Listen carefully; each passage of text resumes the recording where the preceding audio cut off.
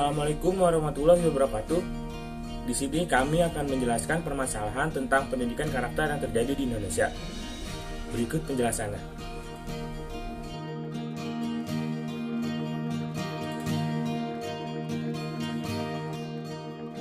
Pendidikan bukan hanya merupakan sarana mentransfer ilmu pengetahuan saja, tetapi lebih luas lagi, yakni sebagai sarana pembudaya dan penyaluran nilai.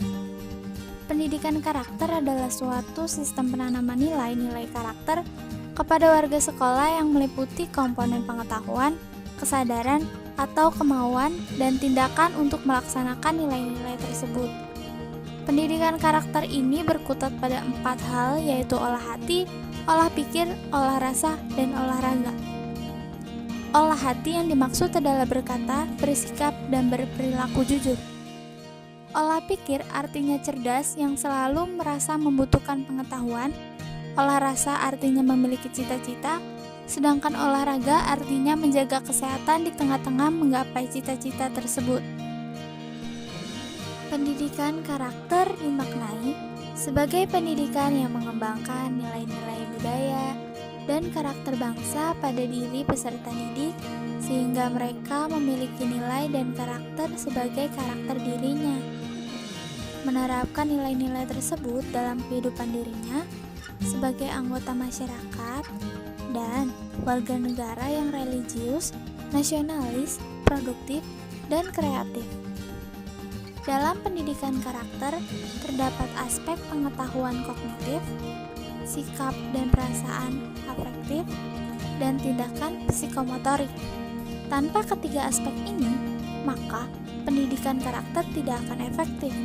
Dengan pendidikan karakter yang diterapkan secara sistematis dan berkelanjutan, maka seorang anak akan menjadi cerdas emosinya. Pendidikan karakter bertujuan untuk meningkatkan mutu penyelenggaraan dan hasil pendidikan di sekolah yang mengarah pada pencapaian pembentukan karakter dan akhlak mulia peserta didik secara utuh, terpadu, seimbang, dan sesuai dengan standar kompetensi kelulusan. Melalui pendidikan karakter, diharapkan peserta didik mampu secara mandiri meningkatkan dan menggunakan pengetahuannya dalam mempersonalisasi nilai-nilai karakter dan akhlak mulia sehingga terwujud dalam perilaku sehari-hari.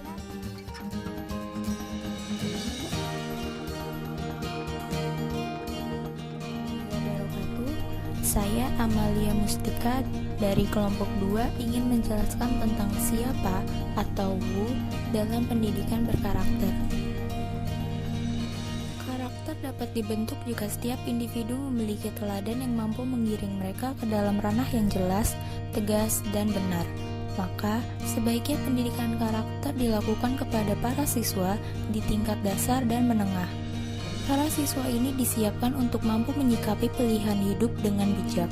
Namun, sekolah belum tentu tempat satu-satunya untuk mendidik setiap pribadi berkarakter.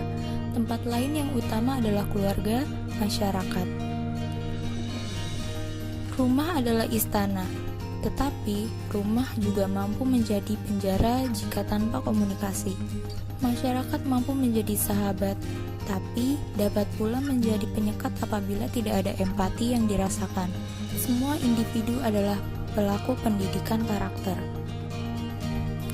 Lebih fokus di sekolah, pendidikan karakter harus dimulai dari guru. Guru bukan hanya mengajarkan pelajaran karakter, tetapi guru harus mampu menempa dirinya agar berkarakter. Siswa bukan barang mati yang dapat diperdaya dengan berbagai contoh baik, tetapi guru tidak melakukan itu. Pendidikan berkarakter mengedepankan contoh dan perilaku daripada ilustrasi angka yang mereduksi hakikat karakter sendiri. Materi pendidikan karakter dipahamkan melalui kegiatan belajar mengajar dalam metode dan bukan ditagihkan melalui tes. Pendidikan karakter dapat diimplementasikan dalam setiap ranah pelajaran atau diberikan secara tersendiri. Guru harus benar-benar menyikapi dengan jelas dalam menjalani kesehariannya. Karena itulah hakikat karakter. Sikap dan perilaku yang jelas dan tegas didasar pada kebenaran moral tertentu menjadi acuan siswa dalam berpikir. Guru tidak lagi harus duduk di meja sambil membaca buku atau menikmati tontonan presentasi siswa. Guru harus mampu menjadi inspirator setiap siswa dalam belajar. Terima kasih.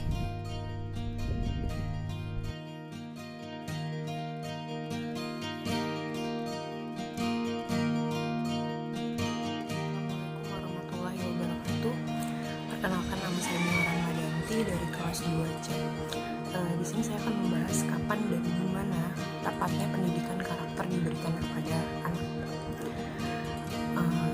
Pertama, saya menjelaskan sedikit. Memperoleh pendidikan merupakan hak setiap anak. Sebuah bangsa tidak akan berkembang dan maju apabila penduduknya tidak memiliki pendidikan yang baik. Oleh karena itu, kapan sih waktu yang tepat untuk memulai mengenyam pendidikan? Waktu yang tepat adalah sedini mungkin. Usia dini merupakan masa kritis bagi pembentukan karakter seseorang. Rentang usia 0 sampai 6 tahun adalah masa emas setiap anak, di mana anak mampu menyerap informasi dengan baik sebanyak 80%.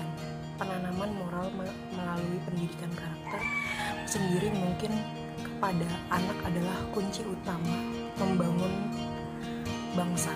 Tentunya ini memerlukan peran serta semua pihak, baik lingkungan, guru, sekolah, dan paling penting adalah orang tua.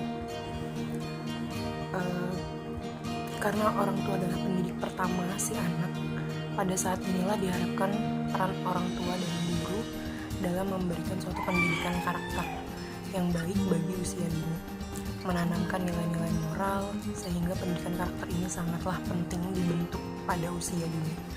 Karena saat itulah anak menyerap dan menerima informasi secara tepat, sehingga apa yang diberikan pada anak akan ia serap dengan baik dan diterapkan dalam kehidupannya.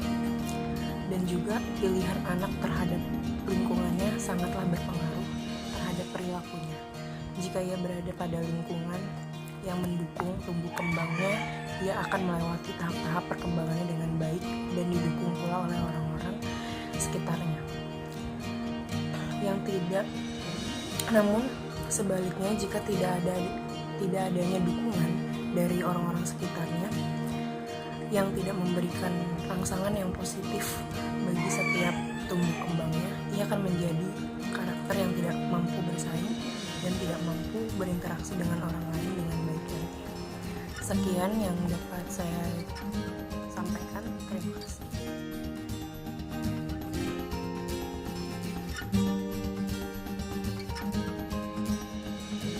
Assalamualaikum warahmatullahi wabarakatuh. Perkenalkan, nama saya Sita Sofia Khalid, kelas 2 SI Program Studi Pendidikan Masyarakat. Di sini saya akan menjelaskan mengapa sih pendidikan karakter itu pendidikannya. Nah, menurut buku pendidikan karakter karya Doni Kusuma, ada 3 masalah yang mendasar dalam pendidikan karakter. Yang pertama itu mengenai tanggung jawab guru di sekolah. Yang kedua itu keterampilan yang masih minim. Yang ketiga itu ketidakpahaman akan pendidikan karakter tersebut. Dari masalah-masalah yang tadi sudah disebutkan, kendala-kendala apa saja sih yang dihadapi guru dalam melaksanakan pendidikan karakter? Yang pertama itu ada nilai-nilai karakter yang dikembangkan sekolah belum terjabarkan. Yang kedua itu pemahaman guru tentang konsep pendidikan karakter masih belum menyeluruh. Yang ketiga itu guru belum memiliki kompetensi yang memadai untuk mengintegrasikan nilai-nilai karakter pada mata pelajaran yang diampunya. Yang keempat itu guru belum dapat menjadi teladan yang baik atas nilai-nilai karakter yang dipilihnya. Lalu mengapa sih pendidikan karakter itu perlu adanya? Menurut Nikona, ada 7 alasan mengapa pendidikan karakter itu harus disampaikan. Yang pertama itu cara terbaik untuk menjamin siswa atau anak-anak memiliki kepribadian yang baik dalam kehidupannya. Yang kedua, cara untuk meningkatkan prestasi akademik siswa. Yang ketiga, sebagai siswa tidak dapat membentuk karakter yang kuat bagi dirinya di tempat lain. Yang keempat, persiapan siswa untuk menghormati pihak atau orang lain agar dapat hidup di masyarakat yang beragam. Yang kelima itu, apa memecahkan masalah yang berkaitan dengan problem sosial seperti ketidaksopanan, ketidakpahaman, kekerasan, pelanggaran itu akan dihilangkan. Yang keenam itu persiapan untuk menyongsong perilaku di tempat kerja. Yang ketujuh pembelajaran nilai-nilai budaya yang merupakan bagian kerja peradaban.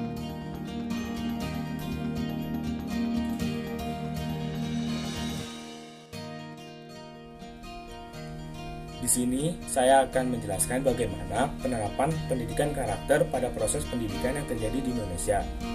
Kalau berbicara dalam konteks pembelajaran di dalam kelas, maka saya rasa saat ini pendidikan karakter belum masuk ke dalam kurikulum yang berdiri sendiri. Meskipun begitu, pendidikan karakter harus diterapkan di sela-sela proses pembelajaran. Sehingga pada saat ini, silabus dan rencana pelaksanaan pembelajaran atau RPP harus mencantumkan karakter yang diharapkan pada setiap materi dan pokok bahasan di semua mata pelajaran. Dalam hal ini, diperlukan kecerdikan dan keaktifan guru dalam menanamkan nilai-nilai karakter pada proses pembelajaran. Strategi penerapan pendidikan karakter di Indonesia dapat dilakukan dengan pengintegrasian. Strategi yang dapat dilakukan yang pertama, pengintegrasian dalam kegiatan sehari-hari. Dan yang kedua, pengintegrasian dalam kegiatan-kegiatan yang diprogramkan. Apabila semua strategi tersebut telah terpenuhi, maka muncul pertanyaan, bagaimana menilai keberhasilan dalam proses pendidikan karakter yang terjadi di sekolah. Untuk itu, sekolah harus mempunyai program yang nyata untuk menanamkan pendidikan karakter yang terjadi di sekolah tersebut. Contohnya seperti kantin kejujuran, di mana siswa diberikan kesempatan untuk menunjukkan sikap kejujuran yang ada di dalam dirinya. Penerapan pendidikan karakter yang terintegrasi dalam setiap kegiatan sekolah diharapkan mampu membentuk karakter peserta didik dan secara luas dapat membentuk karakter bangsa, sehingga nantinya generasi penerus mampu mengimplementasikan pendidikan karakter dalam proses bernegara.